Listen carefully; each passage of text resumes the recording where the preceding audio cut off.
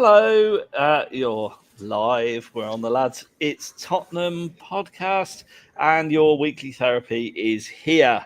I'm joined by three illustrious guests, if I can say that.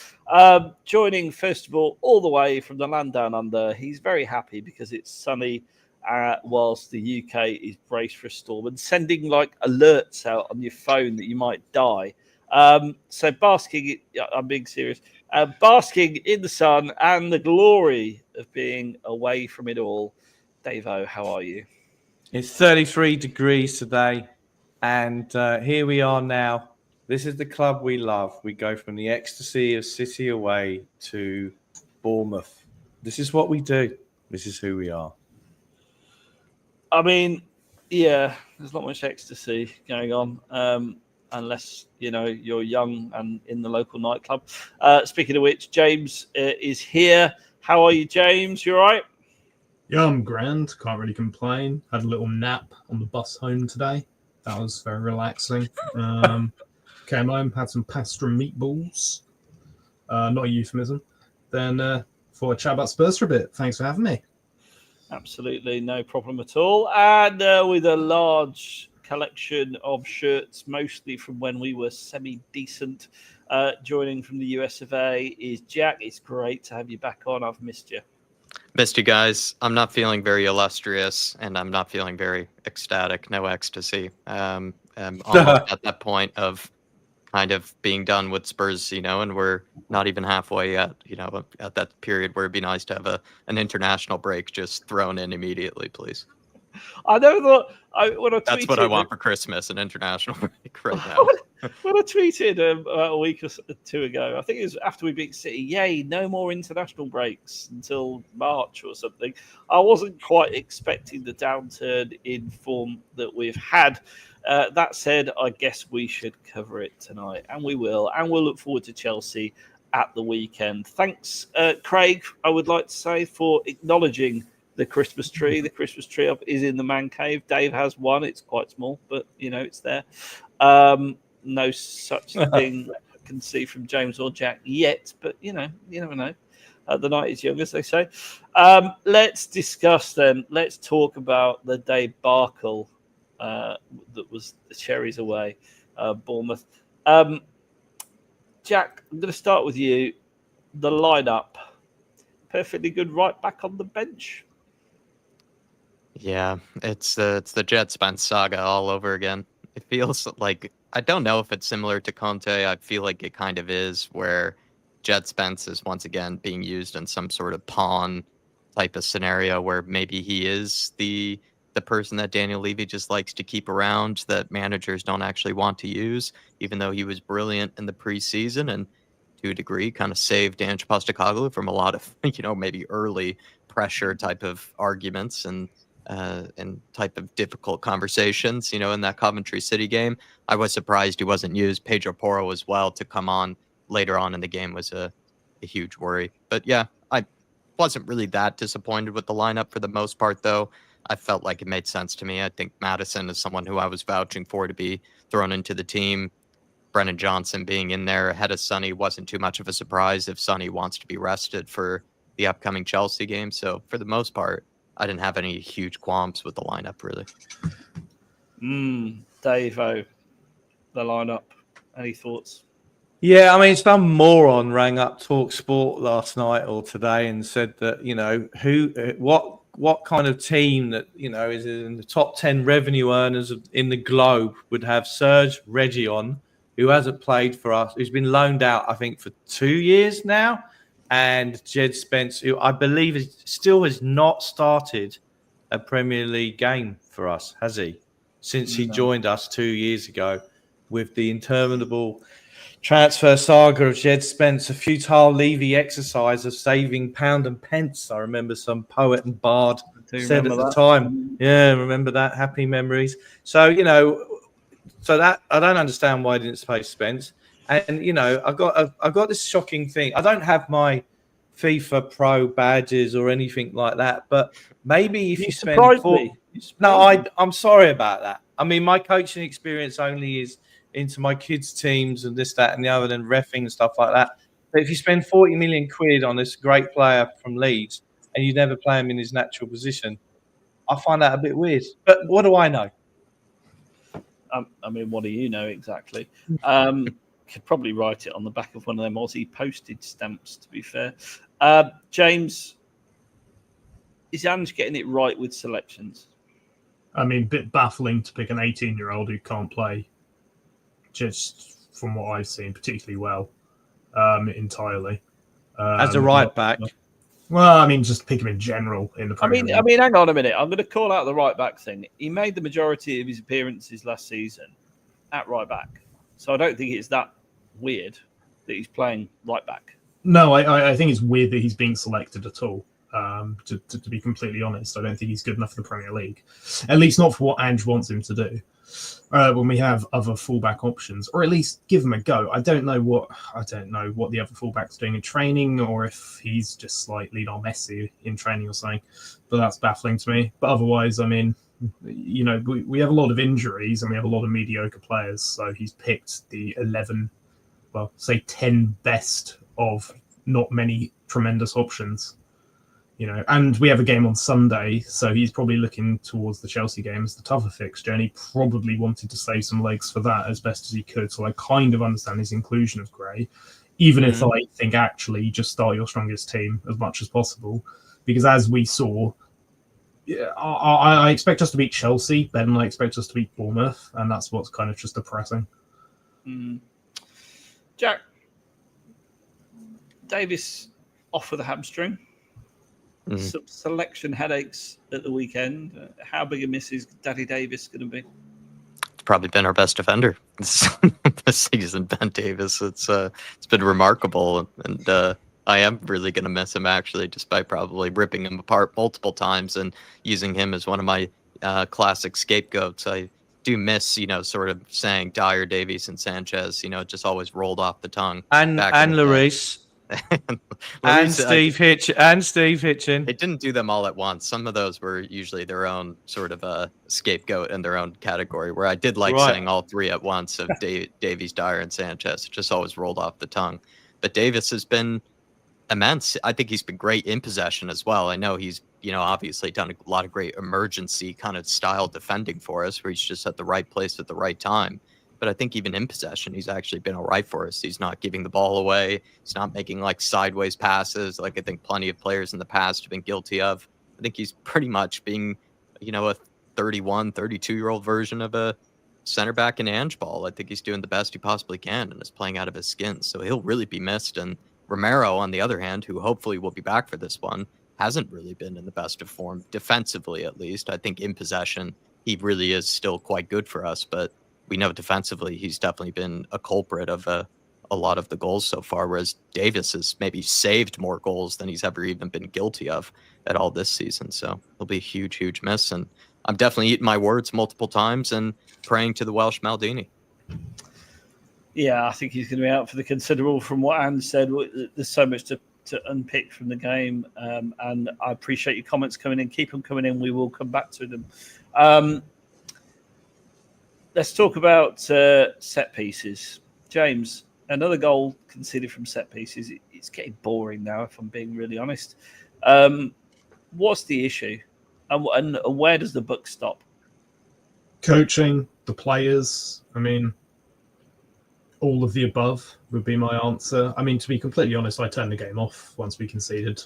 So, I mean, I started watching the last 10 minutes again, but yeah, it's just a lack of effort, a lack of desire. That's what it reeks of to me. Can't mark a man properly. I thought maybe Vicario was to blame, but Forster can't command his box either. I mean, I can't really blame a young lad who doesn't have that much Premier League experience and a left back who has been repurposed as a centre back. So, and then I don't know. I don't know. Who was the last player at the back there who the ball went over his head? It wasn't Doggy, I think. Yeah, so I don't know what he was doing. Yeah. Well, he didn't. In fairness to Udogie, it was a runner coming in, wasn't it? So, to my mind, Udogie was marking space, which they use a zonal system, so that made sense. But you've got to have people picking up the runners. I'm sure, even with your level 1 coaching badges, Dave. You're familiar with the proposition of actually tracking the runners. I've heard of that concept. Yes. Yeah. So if there's someone making i.e., if there is someone making a run towards an unmarked back post, it's probably a good idea to follow him and try and get your head on the ball. So if you've got a centre half who's making that run, well, it wouldn't be a right? centre half from that position. That's the point. And I think he is a centre half. Yeah. So he ran off Biss. So you either your midfielders or even, dare I say it, your Solankis are picking them up, because that's how you defend the corner. I mean, Harold Kane, you remember him? He was very good. Make that point. The point exactly. Well, He was very good at defending corners. Maybe we should start a radio station together. I think normally, wouldn't Kane kind of just stand on the near post and basically just clear away anything that would be thrown in there? Oftentimes, like the striker isn't usually like tracking runners. He's more just kind of standing somewhere, and then in case it does go in their direction, they're quite good at just clearing it away. I think is usually the case. To me, it looked like Dragusin just lost his marker, and then you could also say this looked like Destiny Udogie also maybe really mistimed the header or something like that, because it kind of did look like he could have probably cleared that because he jumped high enough, or at least it looked like he could jump high enough. It looked like it was over his head to me, like he couldn't get near it. But maybe, it looked like a more Dragusin. Yeah, I'll be brutal. The fact for me that we've got players that don't track runners, it speaks volumes for the coaching, and ultimately, for me, the fault there isn't necessarily with the players.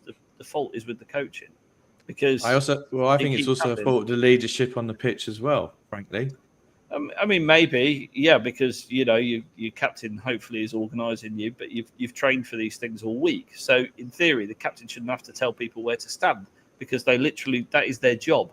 They turn up at the training ground every single day and practice set pieces. You would hope.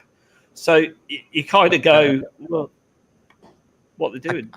I kind of don't know what to make of the set piece goal that we conceded. I'm kind of with the James in the comments there, where like we technically have conceded fewer this season. Like, don't get me wrong, like I think we could be better still. Like we have areas we could still improve on it, but for the most part, we probably by the numbers have improved, haven't we? So it feels kind of like maybe we just ended up conceding another goal a bit, because it felt like we were the better team up until we conceded. And then we conceded, and then we ended up collapsing like per usual, and our heads drop, and we just don't get back into the game. But it did just sort of feel like, that's a set piece goal. It just kind of happens, every now and again. But I do think though, and this will be controversial, I think the combination of Forster, Dragusin, and Davis versus Vicario, Van der Ven, and Romero, I know which trio are better at defending set pieces and corners, and it's not the first choice. Yeah, Dragusin and Davis and Forster look more solid at set pieces. Yeah. I mean, I've watched Ben Davies play numerous games for Wales as a centre-back, and he's very, very good at sitting in a low block and just defending. Like, he's been doing that for years for his country, and he does that pretty decently for Spurs in set pieces. And Dragusin has been doing that for Romania. He's also pretty good at it. And Forster actually seems to have some balls, unlike Vicario, so he can actually shout at people. But don't forget Davis is playing next to the greatest centre back in Europe, Joe Rodon, of course. So that helps when you're playing for Wales. To be fair, anyone is an upgrade from someone playing for Swansea. So yeah, it's nonetheless. I want to talk Solanke for a minute. And I saw a nice poll on Twitter. Is he any good or not? Was the thrust of it. Certainly not he's not prolific, is he, Jack? I think, in terms of goals, I'm not expecting him to be Harry Kane, but there was a couple of opportunities he had and didn't get near the goal. I think it cuts both ways. Like, I think he has had definitely some chances that he's missed that he should have put away. That being said, though, like, we don't have anybody in this team that can even cross a ball, let alone like take it past their man, it feels like, to create a bit of space. So half the time I'm really looking at Solanke, and I feel bad for him because I feel like there's not really that much service on a consistent basis that comes his way. Well, I think Maddison put a ball on his foot with a clear run at goal. That's what I mean, though. Like, they do eventually, there will be a chance that comes his way, and he seems to snatch at them. Like I said, he has missed some bad ones, but at the same time, like, I don't feel like he's like a Nicholas Jackson from last season or anything who just had chance after chance after chance, or he's not like a Darwin Nunez who gets like chance after chance after chance and just misses them, or even like Holland, for example. I feel like he has very few chances most games and is the guy that's usually creating the chances for others, let alone chances kind of being created for him. Brendan Johnson can't cross a ball, can't take it past his man. Timo Werner is Timo Werner. So whatever you're going to get with him is whatever you're going to get. And then the rest of the forward line is pretty much injured. We have no other options other than these guys that can try to create for him at striker. Sonny has been very off it this year and probably is our best chance of being able to create for a striker, but we all know he's more of a goal scorer anyways. He would rather probably score than create for somebody else. So to be honest, like, I don't really feel like Solanke gets any real service that he thrived on when he was in that Bournemouth team, like back in the day. I'd take almost all of Bournemouth's wingers just to give Solanke some service instead of what we have right now with Timo Werner and Brennan Johnson. It's embarrassing. Johnson was, was he on the pitch? I think was the phrase I heard. James, you're one of his biggest advocates, mainly because he's Welsh. But pretty poor again, I thought. Yeah, I mean, fundamentally, he's a system player. So if the system isn't working, he won't look like he's working. That's the reality of the system. Some games... You're blaming it on the system that he had a crap game. Yeah, basically. I mean, Right. realistically, he's our top goal scorer this season. Yeah, he didn't play great. He didn't play great, to be fair. But if he wasn't Welsh, would you just say he had a crap game? Yeah, but he is Welsh. So therefore, it's the system. Yeah. Right. Okay. I mean, he's not even really well, but He plays for the Welsh national team. That's Welsh to me, mate. Was he born in Wales? No. He was in my heart. Telford. Telford, I believe, yeah. Right. The Welsh part. I mean, it's The Welsh enclave of Telford. It's near the Welsh border. You must have heard of Telford in the States, Jack. It's legendary. Famous Welsh enclave, like you said. Yeah, that's the one. It's a breakaway. Look, Johnson, he's very good at getting at the end of a cross that's low on the other side, like Ange ball, what happens, and he puts it away, but when the going gets tough, he definitely disappears. And as Jack said, and what Solanke needs is someone who play on either side of him who can beat a man on the outside and whip a cross in on his head. And there's very few people who can do that in the club. And this is my traditional mention of Perisic for no reason other than the fact that he could cross a ball. Yeah. Thank you. As I always have to mention his name every time I'm on. God bless him. Yeah. I mean, I suppose, you talk about the system, James. Jack, the system, when it works, i.e. it did work against Manchester City, it did work against Manchester United. When it works, it looks great, but it's not working consistently, is it? So what do you think the problem is? For the most part, I think it is down to the players. I am, for the most part, I have my criticisms of Ange, but I am very much Ange, and I do feel like we have to stick with him. And I do think he has shown us enough at periods that this football can work. I just don't necessarily rate certain parts of our team, actually. I don't think our forward line is actually really all that good. Yes, we have scored some of the most goals in the Premier League, but would you really say that we're like a clinical team? I would not say that we're a clinical team. I think that we still tend to waste a lot of chances, and then we tend to make pretty poor decisions, I think, even in the final third compared to other teams that I happen to watch. I feel like when I watch almost any other forward line in the Premier League, they'll get fewer chances, but the chances they do get, they seem far more devastating and ruthless with those opportunities that they might have. And Spurs, even Kulusevski the other day, even though Kulusevski's our best player, he had 2 moments where he's one-on-one with a center back and he just barely even gets, one was a tame shot and then the other one, he barely even got anything at all. He played that rogue pass to a ghost of whoever that was supposed to be at the back post. There's no one there at all. I think we're just a very wasteful team, and I don't think the forward line is technically doing as well as a forward line could do in this Ange system. And there have been plenty of games where I wish we could have blown away teams a lot sooner when we did have, the ascendancy and when we felt like we were the team in control, but we don't really put away our chances. And we kind of, because of the nature of the very attacking football, we do have that sort of leniency to let teams back into it or give them an opportunity, and they seem to take it. And we also have a very, I think, weak mentality. It seems like when we ever concede a goal or whenever we go down, even though when we have been the better team, our heads drop. No one really stands up and does that cliche Roy Keane type of role of picking everyone up and sort of, keeping everyone kind of back in focus and, reminding themselves that they have been the better team, that the game's not over. And it's just a combination of a lot of those things. For me, it's just mostly the forward line. I think they're really not that good, to be honest. And I think a lot of it's also lack of leadership and poor mentality.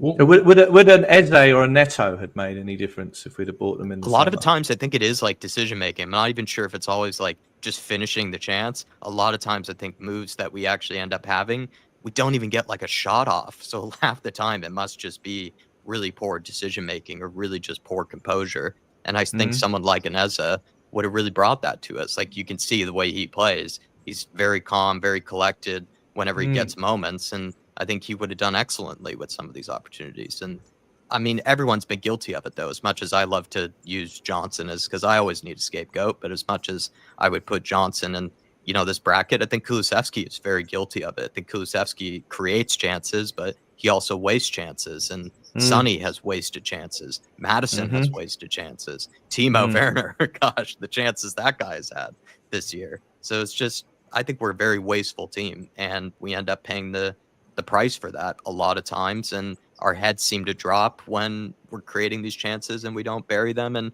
we get punished on the other end. Yeah, I mean, the reality is, I think you can have 70% possession all you like, but the other team is almost letting Spurs have the ball and then, smashing them on the counter or a set piece. And I think that's just what happens under Ange Ball right now, isn't it, mate? Dave? It's more about the players that we get in, isn't it? I mean, you look at that transfer window. I love it when we signed Odegaard and everyone goes, yeah, he had a great game for us again. Remember that game? He's amazing. Not really. What about Eze and Neto? What about Conor Gallagher? What about no one wanted Neto because he's injury prone. Guess what? Hasn't been injured for Chelsea so far. Would have been injured for us, I guarantee you. Hate to say I told you so, but there you go. Well, I've had a rather unfortunate social experience a couple of weeks ago. I was talking to a Chelsea fan. I know. And I said, how are you feeling about this season? He goes, yeah, we're very, very happy. I said, but weren't you upset when Poch left? He did a pretty good job. He goes, yeah, he did a pretty good job, but he said it was the training. There was loads of injuries all the time, even with their 15,000 player squad that they've got. And I have to think to myself with Ange and the style of football that we are playing, which is meant to be intense, fast pace. When we're playing well and we're good. And other than that, we're awful. And you look at all these hammies, what's going on there? Because if you don't have the players with the physicality to play this style and you're getting all these injuries. It's probably the most Australian you've ever been, that. What's going on there? Well, what is going on? And tell them to run it off, mate. That's the thing. Davis is in his 30s, goes down with a hammy. And to be fair, he doesn't suffer with hamstring injuries historically either. So, it's either luck or too much training. That's because he's got Welsh hamstrings, and they are the finest hamstrings in the world. Did you know? Exactly. That's why he loves the hamstring. He has, that boy. Yeah. If you ever decide to be a cannibal, Welsh hamstrings, they're the tasty part. But you're not wrong. You're not wrong. But then, we had injuries under Poch when he was our coach, didn't we? I think you get injuries under every coach. I seem to remember having a lot of players injured out at a time, and there is an element of luck to it because some of them are freaks. Some of it's self-imposed, like Bentancur's pure stupidity doesn't help the situation. So I think we miss him in midfield. But when you look at it overall, you go, we have got a lot of injuries, haven't we? It feels like a combination of a lot of things. It feels like a combination of probably some sort of really poor medical team and really poor medical practice. It also feels like maybe Lamella's shin bone is like buried underneath, the medical team sort of facility or something, because we just feel very cursed. But then also, I agree with you. There could be something behind managers and the very intense training sessions, intense sort of manner of play could contribute to it as well. And then the last thing with it, maybe it's a trifecta of 4 things at once, is Daniel Levy and the squad planning. Whenever we do end up getting this many injuries, we usually look towards the bench and it's not really all that inspiring, or the players that are technically the backups, we know are a considerable drop off from the players that are usually the starting players. And it just ends up all kind of sort of multiplying off each other, it feels like. I mean, they got rid of that Aussie or Kiwi doctor. He went last He was there summer. for like 20 years. Yeah, he went. He's gone now. So they've got a new doctor in. Hopefully it's a Welsh doctor and we'll all be all right with that one. But, maybe what the rugby players do is they have their exercise bikes on the side of the pitch, right? So they keep warm by doing that. And then that maybe your hammies will be all right. But what do I know? I'm not a medical professional. Well, it seems a lot of people on Twitter are medical professionals. Apparently. I'm sure you'll have noticed in the Tottenham Hotspur Stadium on your tour, Dave, they have some lovely exercise bikes in the warm-up room. But I think the reality is that there's a lot of sprints in the way we play. A lot of sprints equals a lot of hamstring injuries, which is generally speaking what's followed Ange around his career. The difference is now he has to play proper teams rather than Dunfermline Athletic and Heart of Midlothian on a Wednesday night. So, or Melbourne Victory. Or Osaka, whoever, what's it? I mean, Melbourne or whatever. There's going to be someone in Scotland who's absolutely fuming at you right now for dissing his team. So, I mean, just don't go to a pub anywhere, wherever Heart of Midlothian or whatever the hell they're called. It's Hearts of Midlothian. I mean, there's only really 2 teams in Scotland, isn't there? So, whatever. There you go. You've just offended the rest of them. Well done. I think, and then you've got your long-standing injuries and I think Ansbo's right. Certainly in the case of Richarlison, he's never been available. That's not a fitness issue. That's just he's never fit issue. That's nothing to do with the way that Ange trains, because he never trains. And Odobert, to be fair, was fresh at Coventry, had barely kicked the ball and got injured. So, like I say, there is an element of luck in it as well. But I'd go back to the squad planning. I think the window was an absolute fudge. When you look at it, what did we achieve other than trimming the wage bill, which was already quite trimmed anyway, Jack? We've got to do better, haven't we? Is it going to be a big January for Spurs? Oh, it's another big January. Sorry, I missed half that question. I was letting out my brother's dog who's making some noise. But if you're talking about January spending, I was just saying the squad planning. The squad planning is poor, isn't it? You're relying on 18-year-olds to come in and make a difference. Now we sat here and went, that's not very good at the time. Us mere mortals who go and watch our team can see that, let alone people who are paid millions of pounds a year to make these decisions. Surely you would think they would know that a sprinkling of 18-year-olds and a Solanke is not going to be enough when you're replacing the likes of, and I go back, I saw a comment earlier, are we missing Højbjerg to come on in the midfield and do the crab and pass it left and right a little bit, or do the flapping as Dave. We have waving that plane at the airport. I think that's what they need. That's when their heads even drop. by Spurs standards, the last window was poor because we didn't bring in people that were average squad players. We brought in prospects. Normally we bring in average players, but they've played a bit of football. Like Werner. Well, I was thinking more Højbjerg, actually. But, both Champions League winners. There you go. So we normally at least have some experience in the squad, but we kind of went, no, this ain't what we're doing. We're going to get some youth in. Seems to be a misstep to me. No, I mean, of course, everyone's welcome to their own opinion on the most recent transfer window. And obviously, we all have much more hindsight now. I think a lot of us really rated the outgoings. I think we were pretty satisfied that they were clearing out players at least. But when it did come to the incomings, I think a lot of us weren't really that inspired. And in fact, we're more worried that was Ange really being given enough of a squad and enough of a team that he could realistically, like he said, win trophies in his second season, quote unquote. And I think a lot of us were very skeptical of that. And it's starting to come to fruition here.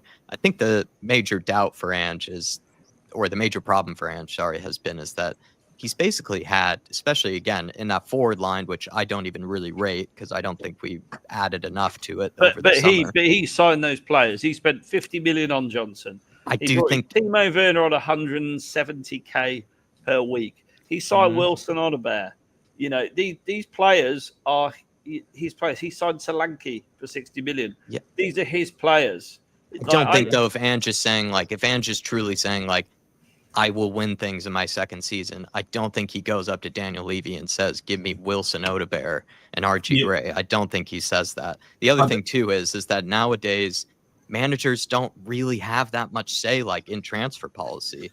And you even look at like managers who have tried to call out the owners, they get sacked like pretty soon afterwards. Like Scotty Parker, our very own, made a big deal about, I didn't get, enough at Bournemouth. He gets sacked within 2 weeks. Gary O'Neill comes in, actually does a really good job with that team, keeps them up. And then Gary O'Neill has done pretty well at Wolves, but they didn't necessarily get enough over the summer. You could say that they actually sold some of their best players and didn't really bring in anybody to replace them. And when he's been asked about it, Gary O'Neill has been like, Gary O'Neill has not said anything about the owners. He's actually been pretty, relatively quiet about it. You look at other owners or other managers who haven't probably gotten enough over the summer. They do usually just say, it's good. We've gotten enough. It's okay. Who's it? Like Oliver Glasner said on Talk Sport. He was like, yeah, I know we're happy that we sold Elise and sold Joachim Anderson. It's okay. Like they don't really mean that. Like they're just doing that to save their job, and they have to say that they're okay with it. I don't think we can really take that, as fact that Ange is totally okay with the transfer window and approves all of it. Like, do you think Ange rocked up to a board meeting with Levy and a guy who got fired from Aston Villa and said, right, mate, do you know what I really need? I need to spend 40 million on a fella I've probably never heard of from the Championship as my Is he from the East End of London? I like the way your accent I can't do an accent. Out then. I can't do an accent. You were better off just not trying. Just be James. Right. Yeah. Is he Phil Mitchell from EastEnders? I don't know who that is because I don't watch crap TV. But do you know what I mean? Like, that's obviously not an Ange signing, is it? Like, that is an Ange signing. Do we see... I mean, the only signing I think Ange actually wanted this window was probably Solanke. So he got one player. Plus Europa League. I mean, it's just diabolical. And what... Last manager before him complained about the signings. Ange isn't going to go in a press conference and go, yeah, mate, well, I didn't get anyone I really wanted. I mean, can't blame me, mate. They're all useless. I mean, bloody hell. My boss, he's useless at his job. He didn't do anything I wanted. No one's going to do that. No one in their job bloody does that, do they? No one says... You have to play 5D chess. And he also has to pretend like the players that he has got, and he can't just say, I don't like them, because then they're not going to play for him either. So he ends up getting sacked in that case. Well, two managers have done that. If you take your minds back to gorgeous George Graham, he got sacked for moaning about the transfer kitty. The first axing of the ENIC era, just before an FA Cup semi-final, funnily enough. And then obviously Conte, the prophet Conte. And where's he at these days? Oh, that's right. He's at the team at the top of Serie A at the moment because, he wanted to torch the place and how dare he and all the rest of it, right? I suspect he was correct.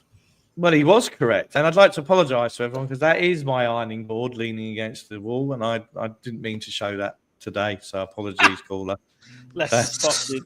It's my Banksy postmodernistic tribute to Welsh culture, an ironing board against the wall. Anyway. Well, while we're talking about culture. Yes. Pasta. Lovely. Half eating. There you go. Fantastic. Where else can you get a Christmas tree and an ironing board? So, look, at the end of the day, we all know the squad. Well, it was an exercise of getting rid of taking money off the wage bill. Look at all the outgoings, and then getting in cheaper potential. But I'll come back to it again. Our good friend Langer, who, as you know, Aston Villa really nosedived since he's left the club. They're really struggling. As you know, he said in his close of business interview on Levy Vision, he said Bergvall and Gray, they're ready to go for the first team. But that's not a view that's shared by the first team coach. And I'll take you back to the strange saga of the Leeds. Remember him? So the club record goal scorer goes out the door. And I totally understand that. He's got a contract, 1 year left his contract. He ain't signing a new one. And who can blame him? Yeah, I understand that. But you need to get a striker into the squad. Again, I know nothing. I'm not a doctor nor FIFA Pro license. And they get in Valise, who, as soon as you could get him out the door, he does. You have to have that joined up thinking. And with Munn, I've not been impressed with Munn whatsoever. I've seen him twice. Once, to be honest, I forgot he was there. No, you could put a paper bag over his head. The interview he did down here, it was like Levy as Moby, right? And then, and here's the other one. And then Langer. You have to have people at the top of that club challenging Levy and the board who know the square root of F all about football. And you have good people in there. You had John McDermott. We went off to the FA. Get that? You had, what's his face? Paul Mitchell, yeah. Long time ago now. Yeah, I know that long. But you had people in the club who knew what they're doing. Now, they're just acolytes. They're just probably the highest paid employees are one who does the planning permission to the local council. And then someone was saying that, and I can't confirm this, that one of the biggest donors to the current government and the planning minister came from a certain ENIC organisation. Not there's anything wrong with that. Just saying, it's how we do property development. But we're going off on a tangent we don't want to do. No, we're not. You went from squad planning to sorry. planning. I have a Squad planning to genuine property question, planning. right? Based on the signing of Bergvall, and this is my main theory, does Lange think Tottenham is a fashion modelling club agency? Because he seems to not be signing players based on their footballing ability, but more how good looking they are. On Bergvall, at least. Discuss. Timo Werner's a 5 out of 10 in the looks department. I've never really looked at it like that, if I'm honest, James, and I never will. I think the reality is, and I think if you ask most Tottenham fans, they'd be quite happy with Bergvall signing, going out on loan for 2 years. Going out on loan, put him on the bench. That's fine. But he started a couple of games for us.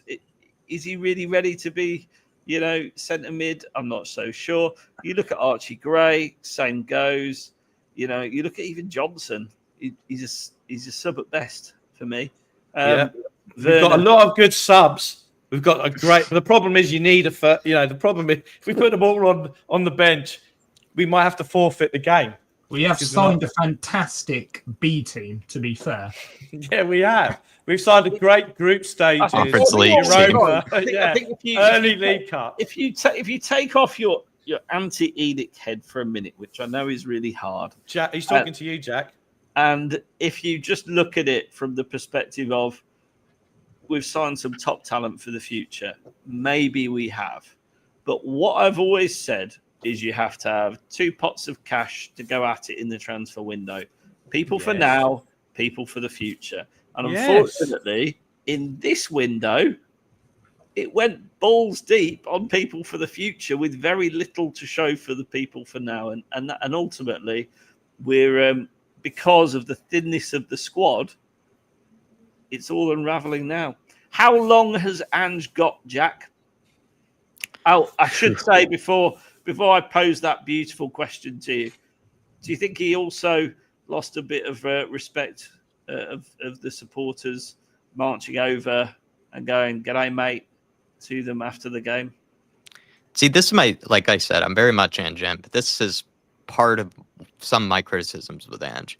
I feel like from the get-go, some of his times when he's had whatever you call them, pops at the fans, or even any sort of comments at all, like about the fans. I just don't know if that's a territory you really need to go down, like as a manager. I don't know anything, kind of like Dave Harris here, no FIFA Pro license of any kind.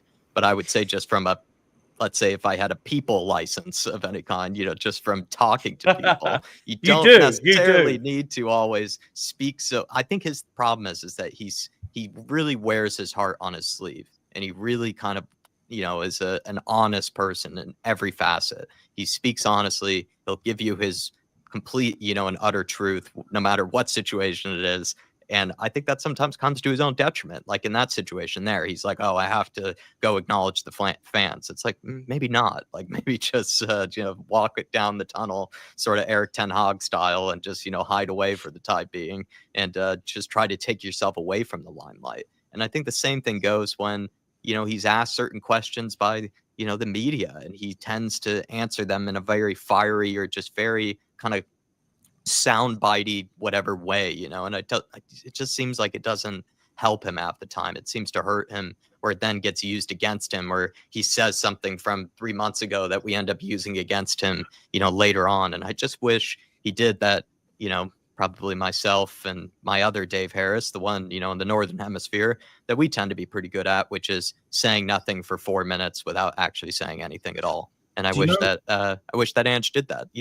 Conte did it. Jose did it. Marco Silva does it. They all speak in riddles and puzzles, and they say something for 3 minutes, but you don't even actually leave understanding what the hell they even said in the first place. And I wish Ange actually just did that more often. And I think he would save himself from trouble with the fans, trouble with the media, and that sort of thing.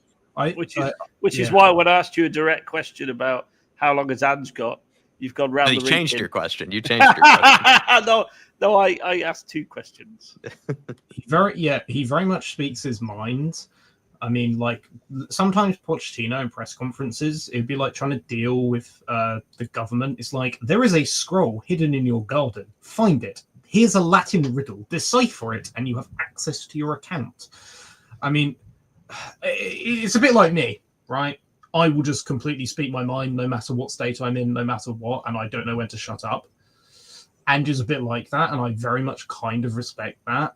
And if I had to deal with the media, I would probably say way worse. So, like, fair play on that regard. That's why I'm not a football manager.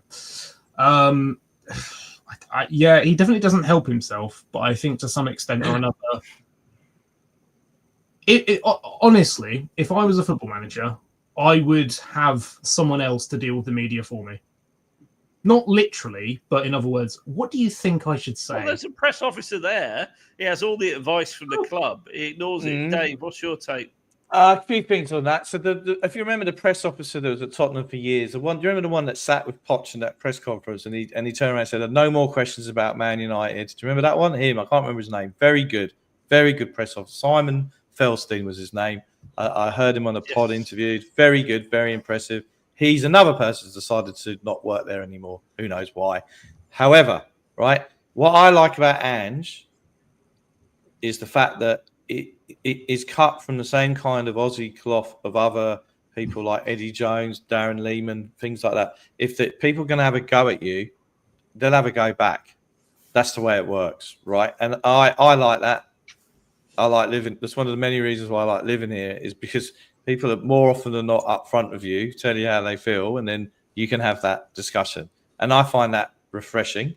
Now, whether he should have gone over to the fans after that, 9.5 times out of 10, all other managers would have disappeared down a tunnel. At least he actually had the balls to go over, and what he was doing was actually applauding the away fans for making the effort to go, but knowing that he was going to get abuse. He's not stupid, right? Yeah. He's not stupid, yeah? And so I think that's refreshing. Whether there is someone who from time to time should take him to one side and say, look, on reflection, maybe you want to handle that a little bit differently, that's a conversation that maybe he should be having as a leader with people who he works with. But, Conte lost his proverbials. Mourinho lost his proverbials. Poch may have talked in rhythms, but let's not forget he was the geezer before the biggest game in the club's history turns around and says, well, if we win it, I'm off. That's hardly Churchill, is it? I mean, Pochettino had it right at Scumhampton, and he just said, I don't speak English. Don't speak English. Don't speak English. If I'm ever a manager, I don't speak English, mate. Only Welsh. Someone will have to translate. But yeah, I do appreciate and I do respect about Ange. I completely agree, Dave. He says what he thinks. He has the balls to go face fans who are probably going to be complete dicks and verbally abuse him, which you don't have a right to just because you have a bloody ticket, you prick. But, at least Conte spoke his mind. But when Conte did it, he was being a teenage girl who has bipolar disorder.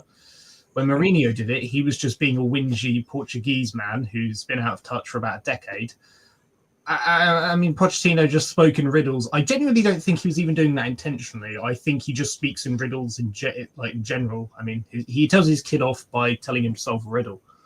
At least Ange is honest. I mean, he can't be completely honest because he's not happy with the transfer business. Obviously, nobody would be. But at least he's willing to face the fans, clap, and some of them are going to be dicks. But mate, that's just how football is, isn't it? Some people are going to be dicks about it because we just watched a shocking performance. But at least he's going to go clap, deal with it. Is what it is. Yeah.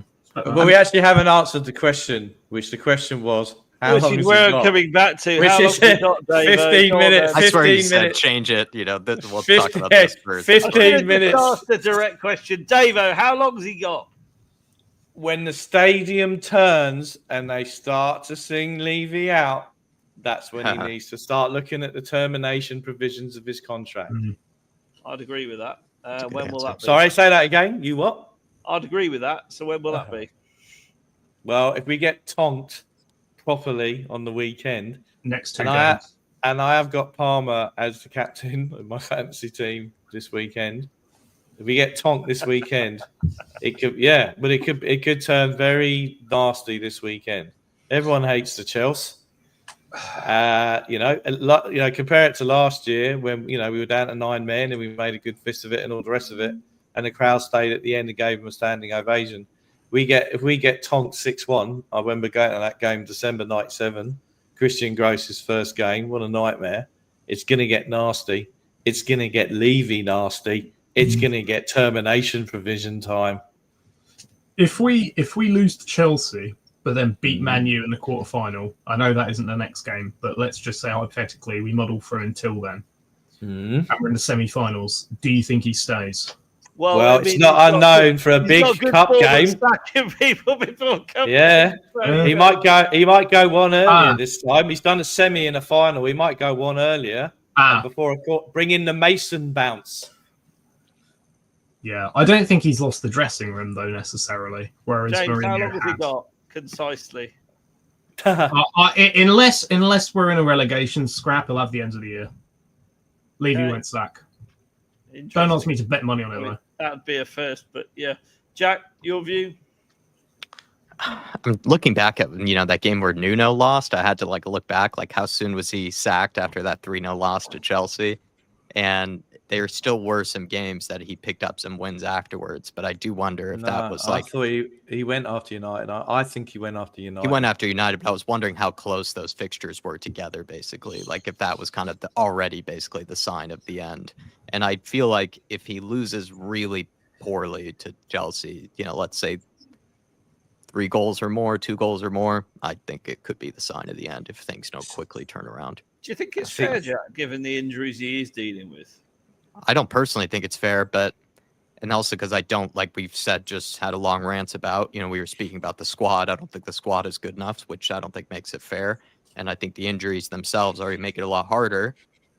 And I think he's been let down by just individual performances on numerous occasions by certain players.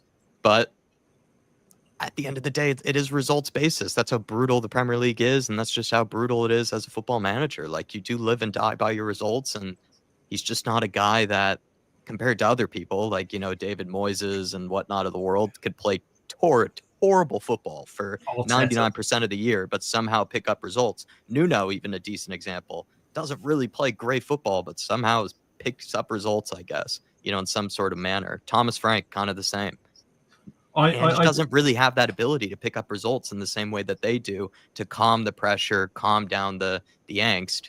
And that's what it is for me. I really believe in Ange, but he just doesn't pick up results on a regular enough basis to calm down the pressure.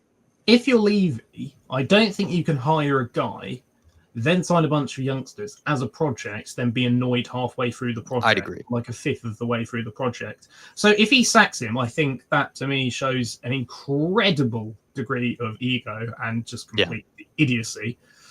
But if he does that, he does that. I don't know. I'm not in the mind of Daniel Levy. I think it would be a severe mistake. I think Arteta finished 8th with Arsenal twice, then 5th, right? He didn't do a particularly good job for 3 seasons. He won an FA Cup though, didn't he? Oh well, yeah, well done. I mean, Swansea won an EFL Cup. Who cares about that nonsense? But that's the same amount of trophies that ENIC have won. Well, yeah, completely. I completely agree. But if you look at the Spurs, overall performances over a league season, that's what's demonstrated. I mean, if we win a League Cup but finish 15th, does that change the dynamic at all? I mean, we'll all be happy for like a couple of days after winning the trophy, but in terms of results, does it? If it's a project, whatever the hell a project is, project. I mean, look, if you set out in mind, look, we're going to sign Ange, we're going to sign young players, we're going to give him time. There's going to be bumps in the road. If you bloody pull the handbrake at the first sign of a bit of trouble with an injury crisis, then what are you doing? Go get Mourinho or something and spend 300 million on like 30-year-olds. I mean, if that's how you want to run a club, you run a club. But Levy sacked the manager within 4 or 5 months of him getting us to the biggest game of our club's history. Poch, right? I think that what number manager would we be up to for the next one? Is it 20? It can't be, can it? Feels like it's getting close to that. Is it 20? No, anniversary, those things. Your 20th wedding anniversary, what is that? Silver, golden, what? Anyone know? I just want to know how close we are to Watford. It's just like if there was a trail. Can someone? I'd like a 3, for the you guys younger than I am, good at stats and graphs and things like that. Can you run Chelsea, Watford, and ENIC over the same time period, like one of those graphs, and see where we land? That would be interesting to see. I think we probably finished maybe 1 above Chelsea, maybe 1 or 2 above Chelsea. I wonder if we've had slightly more. The difference is the Russian oligarchy actually won a few things. Yeah, a lot of things. And they, to a degree, people bought into the strategy that you could sack and hire managers because of that. I mean, if you want to do that, you have to spend a lot of money on players, and if you're not, you do. That, then you have to stick with someone's vision. I mean, you can't have it both ways. That's the part we conveniently ignored. To do. Well, that's right. They've won. See, our biggest tactic that we have is that we have the best stadium in the galaxy and the best training ground, as some idiot rang up on TalkSport and said last night, right? Whereas Chelsea's tactic is a bit of a dilapidated stadium, but spent loads of money. That's not my choice, Dave. They have tried to redevelop it. It's the pensioners, isn't it? Those Chelsea pensioners own all the rights to the pitch, don't they? You'd have thought Roman and his friends would have done something about it, allegedly. Winning, I guess. Right. I guess my point is you're kind of twisting it slightly to suit your narrative, which would be very unlike you, David. It's called an argument and putting facts behind the argument. That's what it's creating a narrative. But there's a lack of facts. That's the problem. Facts aren't real. Well, hang on. The facts are they've won a load of trophies, they spent a shitload of money on the first team, and their stadium's a shithole. Yes, we've got a lovely training ground and stadium. We've won 1 trophy, and we don't spend real money on the first team. There we go. Which is a fact, and I accept all of that, except for the fact that Chelsea would have done something about their stadium if they could, but they've been blocked. So there you go. Fact undone. Another point is, as someone who has gone to a proper crap hole, Fratton Park, numerous times, I would much rather Spurs still be in the old White Hart Lane, which, by the way, was nicer than Fratton Park still is to this day, and spent the money on good players and actually won something. I don't care. The two don't go hand in hand, do they? The two don't go hand in hand. The problem is not the stadium. I agree. I'm just making should have stayed at the old Tottenham Hotspur. No, they shouldn't. Well, they've done exactly the right thing. They can compete fairly on FFP, which is, unfortunately, whether you like it or not, currency these days. FFP is important. We've won FFP, by the way. It's what you spend the money on. And that fundamentally is the problem. Now, if you would like my take on how long he's got, I kind of agree with a bit of what everyone said. I think if the stadium turns at the weekend, basically when Levy out, chants ring out, that's when the smoke from from Levy Towers starts to rise, and we elect a new manager. And stand by for that press statement that goes out about 10 o'clock on Sunday night, just after Spitting Image and before News at 10 or whatever. And then welcome England's second most successful manager of all time, ladies and gentlemen, Mr. Gareth Southgate. Gareth, yes, Gareth has nearly won everything, but not won anything in his career. Gareth Ball, the Poch of the England team is coming. Hey, I tell you something, Dave. I don't think we'd be getting turned over by Bournemouth with Southgate. We'd bore him into submission with a 0-0 draw. Look, the reality is, I think he's on thin ice. But my personal view is, you've invested this money in youth. You need to give him a lot longer. You need to give him another window, even if he finishes 10th, 12th, whatever. You've got to give him another season. The football at times is scintillating. There's got to be consistency. In order to get that consistency, you need better players. However, it's caveated with, if you're not going to give him better players, then you may as well just save everybody a bit of time and get someone who can get the best out of the players we've got. And he is not that man.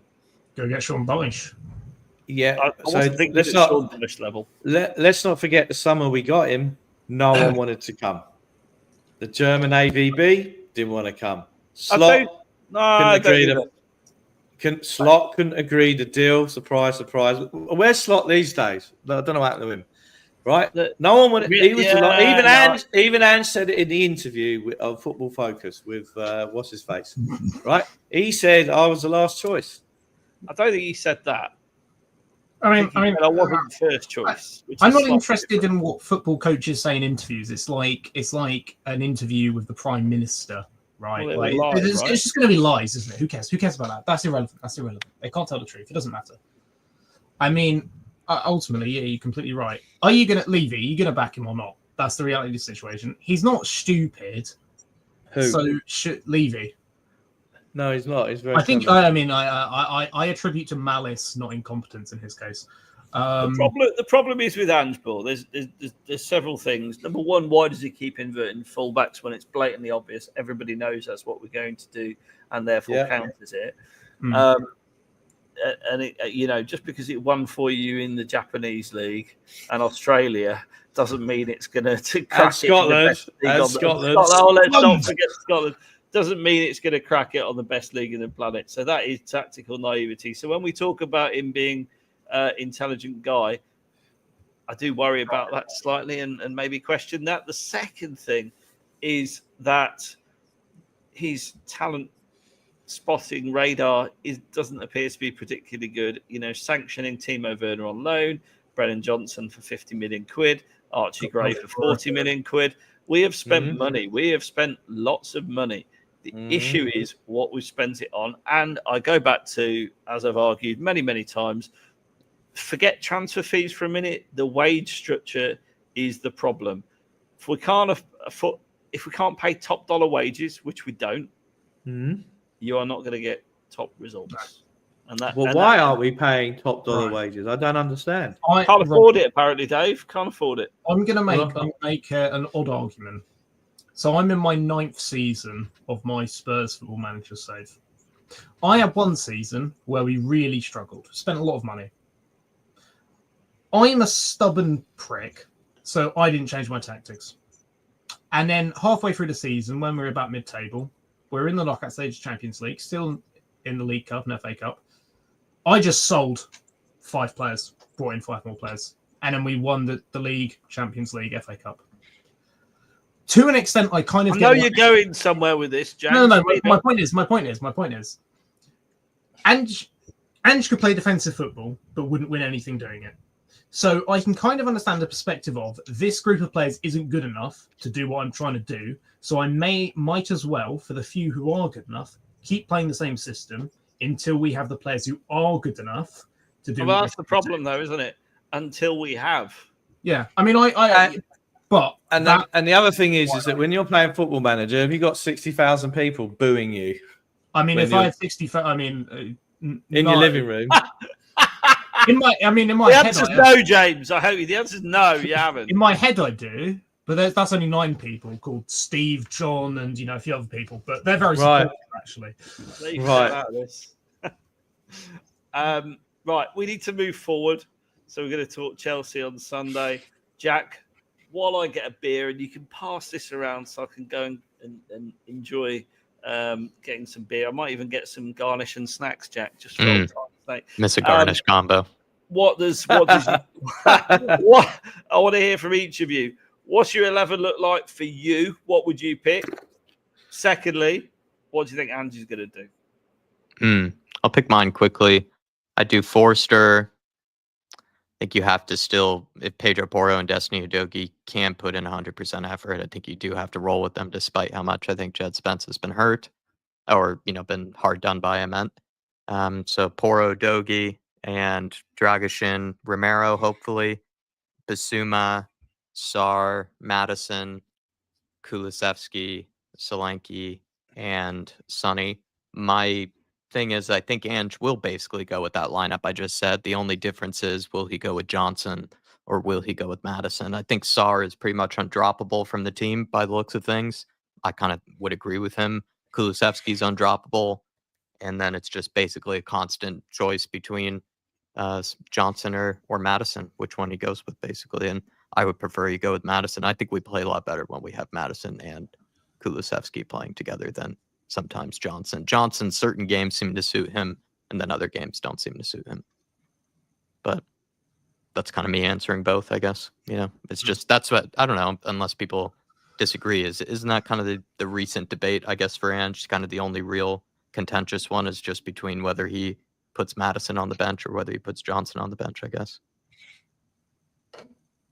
Yeah, I mean, I agree. I mean, I'd do the City away team, obviously with those who are fit. So if Romero, I think Romero is going to play anyway. They'll patch him up and play him.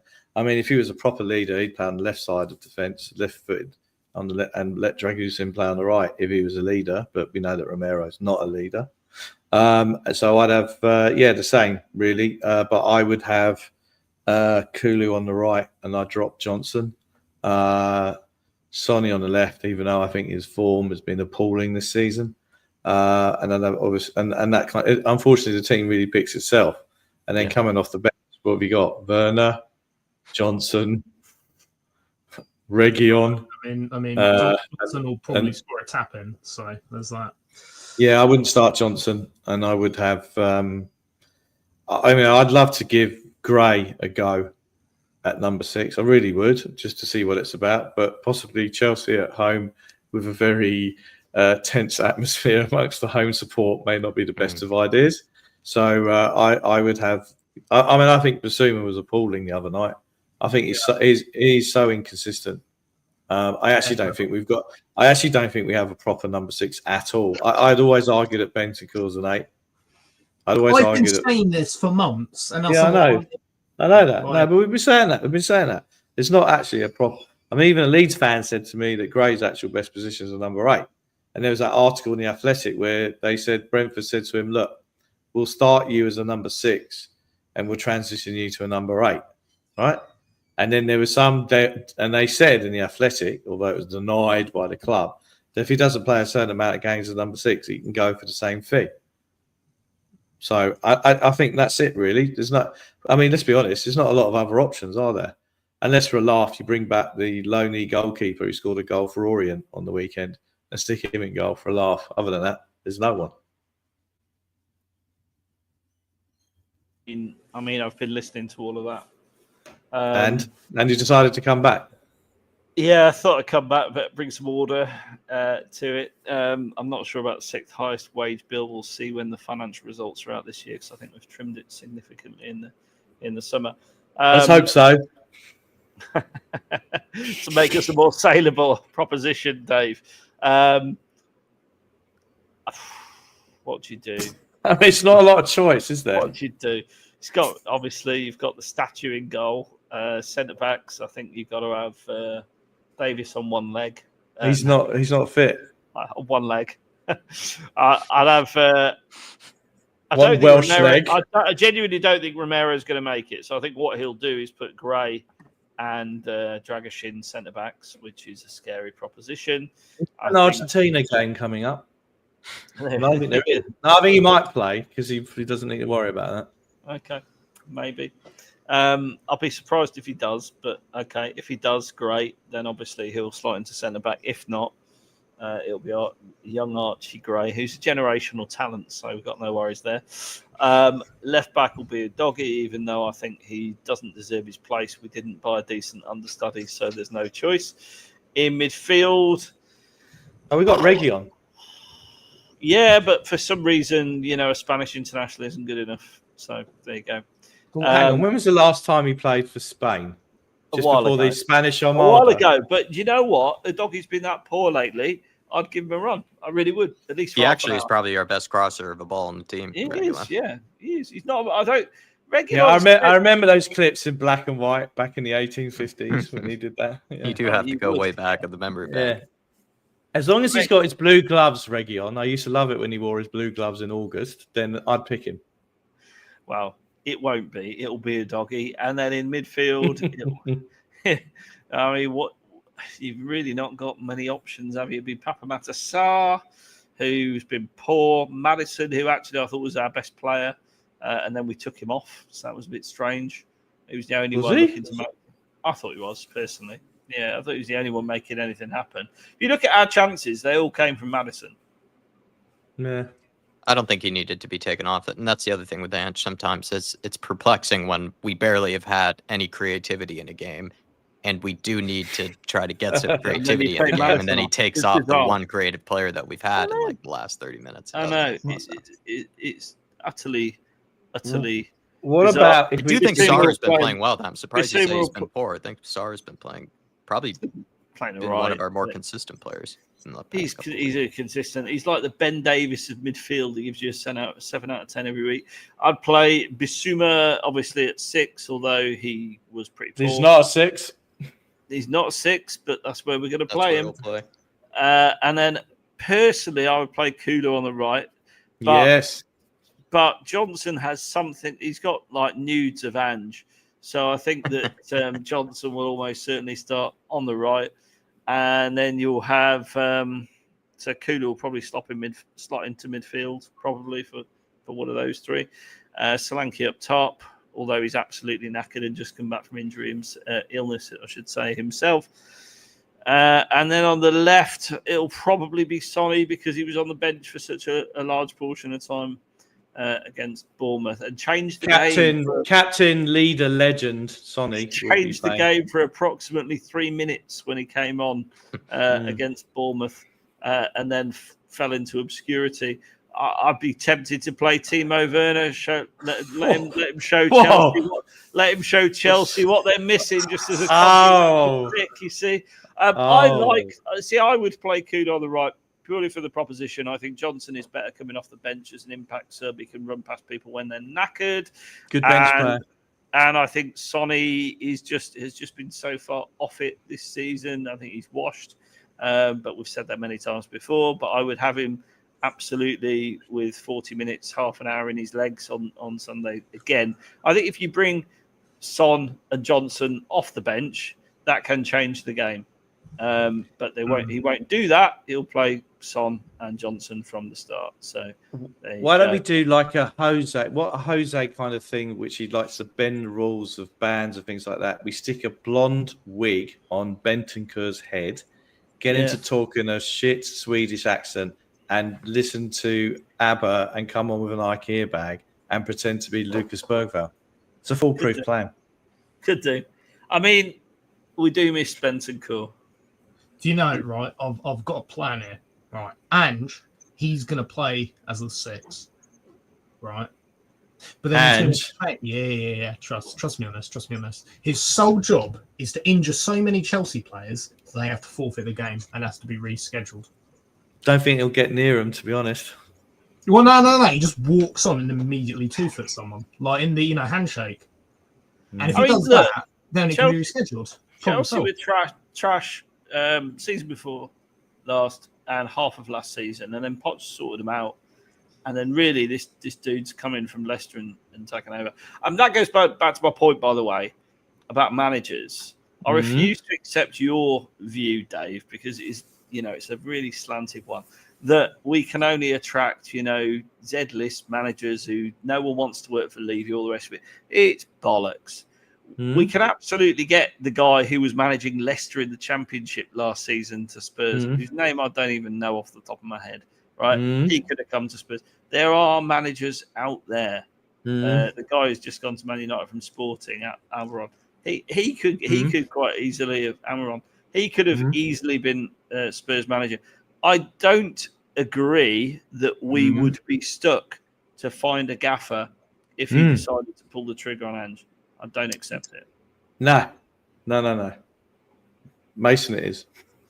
I think you have to. I think you have to consider though that the more and more that managers continue to fail under Enoch and Levy, the less desirable that job looks, because obviously they would talk to each other. Managers, they are in a lot of cases friends with each other and have probably whatever social groups or something. You know, they check in on each other.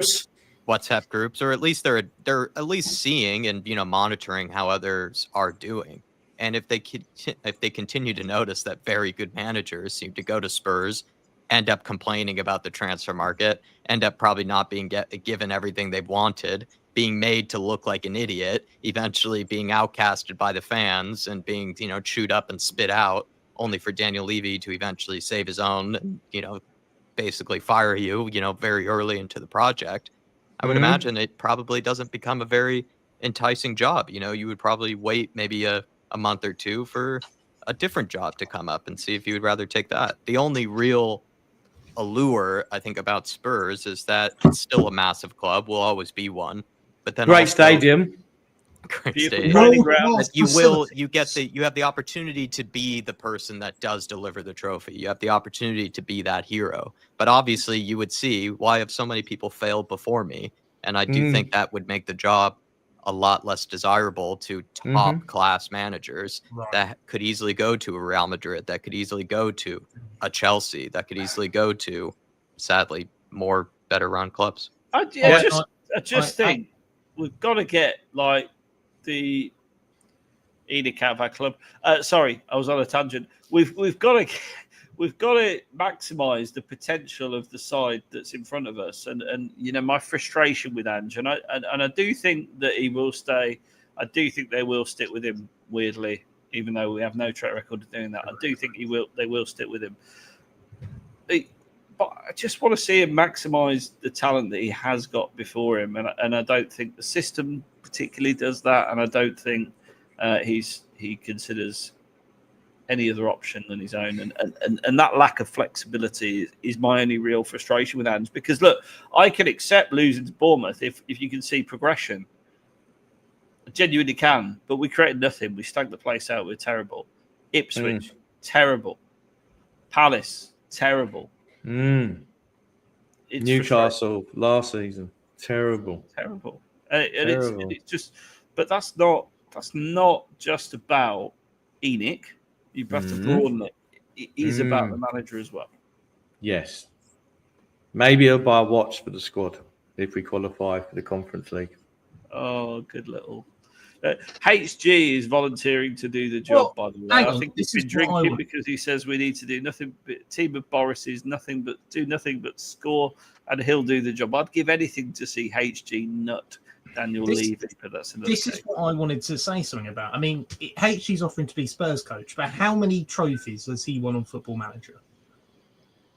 Like, mate, I won the Champions League. Probably more than you, because he's been playing Championship Manager or Football Manager while you were in diapers. I won 7 Champions Leagues in a row with Nottingham Forest on FM18 because I used to play in my uni lectures. So levels to this game, HG. Levels. I'm actually more interested to know what's Jack, your brother-in-law's dog. What is the name of the dog? Milo. Milo, that's a nice name. And what breed is it? I'm not super knowledgeable about dogs. I think from what I've heard a few times, I think it's a golden doodle. Like it's a very popular dog nowadays. I think a lot of people seem to have it. Right. Do you get on with Milo? I get on with Milo, yeah. I'm kind of neutral on animals. Like I'm definitely not a cat person, but then when it comes to dogs, I'm kind of just cats are only in it for themselves. Cats are moody, and there's enough. I just don't like being scratched. That's the only thing. Can anti-cat panel? Am I the only cat? I don't like cats. They're like cats are like students. You feed them and then they fuck off. Mate, Hello, James. dogs will just follow whoever feeds them, right? There's zero loyalty in a dog. Cats can choose to leave any time. So if they stay, you know it's sincere. I mean, they're all psychopaths, but they do love you in their own weird, perverse way. And that's why cats are better. We've got to the cat versus dog bit on the run sheet. Maybe it's time to finish this all off. You should turn the Larice watch thing into a sacred cow at some point for the summer. I think we will. Larice? Yeah. The Larice watch. More Maybe fuel, more fuel for my... Once I saw that bring story, much more trying to fuel for bring my order Larice here. arguments. Maybe we do a sacred cow and cats. Dave, what's your prediction for the fixture Sunday scoreline? Well, in the chat, flood the chat. I want to see all those predictions in the chat, please. All right. So Northern Hemisphere, David Harris said we'd lose to City, and everyone else on the panel said we'd lose to City, and I said we'd win, and I was right because everyone needs a good dom, is what I said. However, this time around, I've got a real fear that we're going to get a good old spanking. So we're going to lose. So Sam thinks he's going to get a spanking as well. So I say 6-2 to the Chelsea. Sorry. All right. I've seen a 6-1 at the Lane, and it was an awful afternoon. Well, I'm looking forward to it now, mate. As the only one of the panel who's going, thanks very much, James. What's your prediction? 3-0. 2. Don't know. Might go either way. Not making a prediction. 3-0 though. That's the point of the question. Chelsea then. We ain't winning. Okay. We'll beat Man U though. Jack, what's your prediction? I am very nervous ahead of this one, and it's very nervous of a potential spanking. But I never predict Spurs to lose, so I'll say 2-1. I'll say 3-1, actually. I'll say 3-1. I mean, I've got to be honest. If Archie Gray starts as centre-back, I fear for Ange's employment by Monday. I feel 3-1 Spurs incoming. It's going to be a Timo Werner masterclass. Honestly, his former he's going to show them missing. Angelo's with me. Yeah, Chelsea look like Man City, so Spurs 4-0. I agree with that as well, Kerry. We have no defence. And nor does Ange. I mean, do you remember AVB's last game? I'm pretty sure he had that midfielder in defence because we had injuries. It was Liverpool absolutely tore us apart, and then the next week Levy said, "You're going to play Adebayor," and he said no, and then he sacked him. It was that game. Sorry, I don't remember the sacking. No, I remember him going, but I don't. There's been so many. This one goes into another. It would be Pete Spurs if Timo Werner just turned into Johan Cruyff for 60 minutes and scored a hat trick or something, and we win. I don't know. We'll leave it. HD with the knowledge. It was Capu. He's the knowledge. He is the knowledge. Someone asked on Twitter this week, who's got Spurs ball knowledge? I said HG, and I said the man with the flat cap who's not wearing a flat cap today. Props, as they say. Oh, as your sons say. You know what? Dave, I HG as a commentator. Hey? I'd love to see HG as a commentator. He does do that. He does in Austria. Job, yeah. Does he? If you can speak German, he does a bit of professional commentating on the side. Yeah. Grand. On the side of his proper job, which is chief talent scout for Tottenham Hotspur. Dave, thanks for joining us. It's been, as ever, a pleasure. And I can see a grumpy gnome behind you, which is quite appropriate. I got that a very long time ago. It's all about your brand values. I'd like to apologise to everyone for showing them my ironing board, but as Jack might remember from a previous show, there was a more unfortunate disturbance to a show that we had to take off YouTube. But we don't talk about that now, do we? Lovely to be on. Lovely to see you, Jack. It's been too long. Thanks for having me on, caller. I appreciate it. You're always welcome. James, you've talked some sense, mostly nonsense. So standard appearance. It's a pleasure to have you with us. Cheers, mate. Nice to be on and waffle nonsense. I love doing that. It's my main. It's my main shtick. economic export. Shtick. That stick. Thank you, bitte schon. Good man. Enjoy the Thatchers. And this program isn't sponsored by Thatchers, but if you do want to sponsor us, then reach out. If you do want to sponsor us, I wouldn't complain. Manscaped. What about Manscaped? We draw the line at ball trimmers, I'm afraid. Not like some of our rivals. Jack, as ever, thanks for coming on. It's been a pleasure. Thanks for having me. It was good to be back on with you guys. I enjoyed my last time with John and the other crew. It was nice, but yeah, it's good to get better this back time. With the originals. Yeah, better this I time. was there, Yeah. so like obviously, you know. No, it's us. It's us. Better than us. Thank you.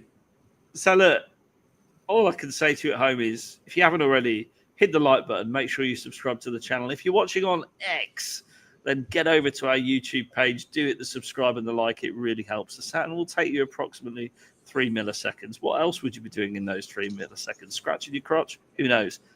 In the meantime, Sunday is nearly upon us. We're going to beat Chelsea. Mark my words. Timo Werner masterclass incoming. And we'll see you next week. Come on, you Spurs. Come on, you Spurs. Come on, you Spurs.